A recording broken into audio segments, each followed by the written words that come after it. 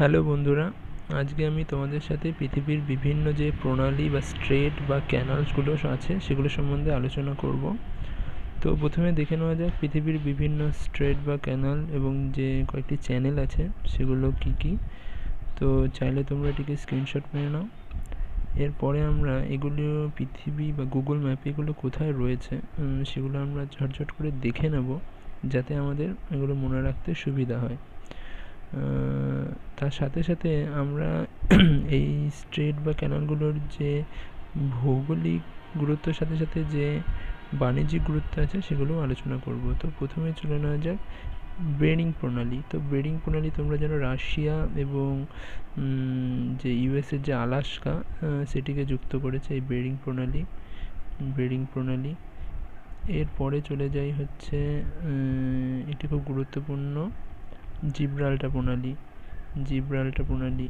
তোমরা জানো এটি ইউরোপের যে স্পেন এবং আফ্রিকার মরক্কোকে যুক্ত করেছে, তার সাথে সাথে যে ভূমধ্যসাগর এবং আমাদের আটলান্টিক মহাসাগরকেও যুক্ত করেছে। তো এটি খুবই গুরুত্বপূর্ণ, কারণ ভূমধ্যসাগরের অঞ্চলের যে সমস্ত সংলগ্ন যে সমস্ত দেশ তারা এই ক্ষুদ্র প্রণালীর মাধ্যমেই আফ্রিকা ঘুরে ভারত তথা সাউথ এশিয়ান দেশগুলোর সঙ্গে ব্যবসা বাণিজ্য করত।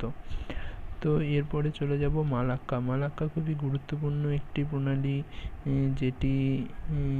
যেটি চীনের কাছে খুবই গুরুত্বপূর্ণ। এটি মালয়েশিয়া এবং ইন্দোনেশিয়ার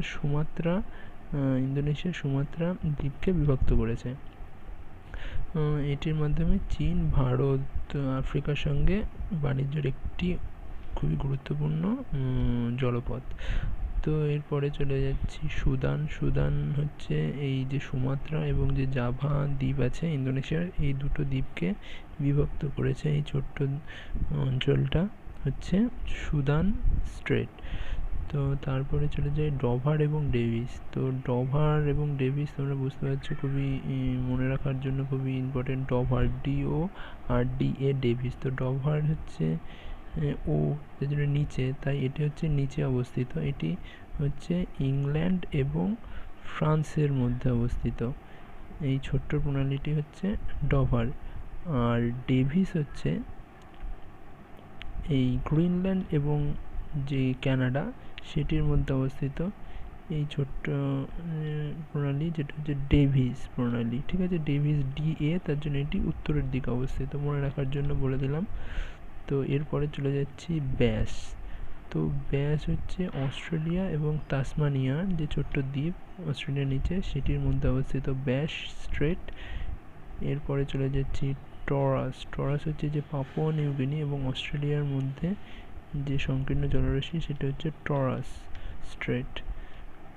এরপরে চলে যাচ্ছি কুক স্ট্রেট হচ্ছে নিউজিল্যান্ডের যে উত্তরের এবং দক্ষিণের যে দুটো আইল্যান্ড, সেই দুটো আইল্যান্ডকে এই কুক স্ট্রেট যুক্ত করেছে। এরপর খুবই গুরুত্বপূর্ণ একটি স্ট্রেট যেটি হচ্ছে বাব আল মানদেব। তো বাব আল মানদেব তোমরা দেখতে পাচ্ছ যে এইটা হচ্ছে বাব আল মানদেব। ঠিক আছে, তো এটি দেখতেই পাচ্ছ রেড সি এবং গালফ অফ অ্যাডেনের সাথে যুক্ত হয়ে আরবিয়ান সিতে মিশছে। তো যখন সুইচ ক্যানেল চালু হলো, তারপর থেকে এই মেডিটেরিয়ান সি বা ভূমধ্যসাগর এবং লোহিত সাগর দিয়ে এই পথেই প্রচুর ব্যবসা বাণিজ্য হয়ে থাকে। এর পর্বে স্ট্রেট অফ হরমুজ তোমরা জানোই, এটি হচ্ছে ইরান এবং ওমানের মধ্যে অবস্থিত। তোমরা জানো এই গালফ কান্ট্রি যেগুলো রয়েছে পারস্য উপসাগরের পাশ দিয়ে, যেগুলো তেলের ভাণ্ডার রয়েছে, তো এই ক্ষুদ্র পথের মধ্যে দিয়েই পুরো ব্যবসা বাণিজ্যটা হয়ে থাকে ভারত, পাকিস্তান এবং চীন সমগ্র সাউথ এশিয়ান দেশের সঙ্গে। ফলে এই স্ট্রেট অফ হরমুজের গুরুত্ব অপরিসীম।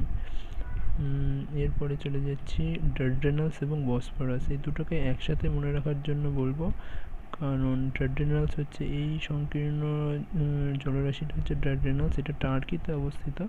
এর সাথে সাথে ইস্তাম্বুলের এই জায়গাটায় রয়েছে বসফরাস। তো এই জলরাশিটা খুবই গুরুত্বপূর্ণ, কারণ এই ব্ল্যাক সি, ঠিক আছে, কৃষ্ণ সাগরের সংলগ্ন যে সমস্ত দেশ তারা যদি ভূমধ্যসাগর বা আটলান্টিক মহাসাগরে আসতে চায়, তাদের মধ্যে এই একটাই রাস্তা, ফলে টার্কি এর ফলে প্রচুর ইনকাম করে শুল্ক চাপিয়ে জাহাজে।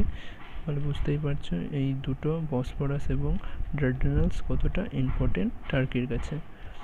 এরপরে চলে যাচ্ছি ডেনমার্ক স্টেট কিছুই না, এই আইসল্যান্ড এবং গ্রিনল্যান্ডের মাঝে যে জলরাশিটা সেটা হচ্ছে ডেনমার্ক স্টেট। এরপরে চলে যাচ্ছি ফ্লোরিডা স্টেট, যেন আমেরিকার এই অঞ্চলটার নাম হচ্ছে ফ্লোরিডা। তো ফ্লোরিডা এবং কিউবার মধ্যবর্তী অঞ্চলটাকে বলা হচ্ছে ফ্লোরিডা স্ট্রেট, ঠিক আছে।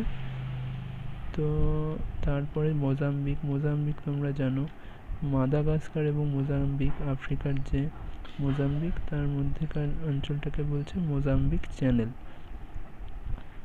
এরপরে হচ্ছে ম্যাগেলান, এটি চিলিতে অবস্থিত, স্ট্রেট অফ ম্যাগেলানকে তোমরা চেনোই, যে পুরো পৃথিবীকে 360 ডিগ্রি পরিভ্রমণ করেছিল। তো এই যে সংকীর্ণ জলরাশিটা দেখতে পাচ্ছ, এই জলরাশির মধ্যে দিয়ে ও পরিভ্রমণ করেছিল, সেখান থেকে এই নাম হয়ে গেছে স্ট্রেট অফ ম্যাগেলান। তো এটি দেখো, এই যদি কেউ এই শর্টকাট পথটি অনুসরণ করলে এই চিলির একদম দক্ষিণ প্রান্ত ঘুরে তাকে আসতে হবে না, ফলে এটিও খুব গুরুত্বপূর্ণ একটি স্ট্রেট।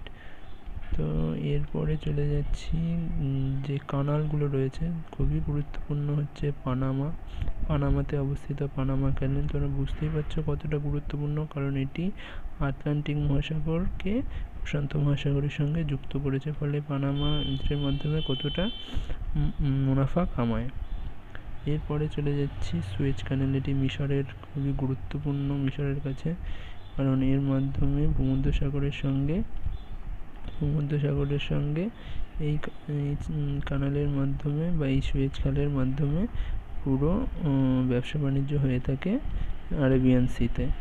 তো হয়ে গেল সুয়েজ ক্যানেল। আর দুটো যে ইম্পর্টেন্ট যে চ্যানেলগুলো রয়েছে, ইংলিশ চ্যানেল এবং নর্থ চ্যানেল, এটিকেও তোমরা দেখে নাও। ইংলিশ চ্যানেল হচ্ছে এই যে ইংলিশ চ্যানেল, এটি ফ্রান্স এবং ইংল্যান্ডের মধ্যে অবস্থিত, এবং যে নর্থ চ্যানেল যেটি সেটি হচ্ছে ইংল্যান্ড এবং আয়ারল্যান্ডের মধ্যে অবস্থিত, ঠিক আছে। তোমরা চাইলে আমি এটার এক্সেল শিট তোমাদের দিয়ে দেবো, তোমরা চাইলে কিছু অ্যাড বা কিছু ভুল ত্রুটি থাকলে তোমরা এখানে ঠিক করে নিতে পারবে। তো চলি, গুড বাই।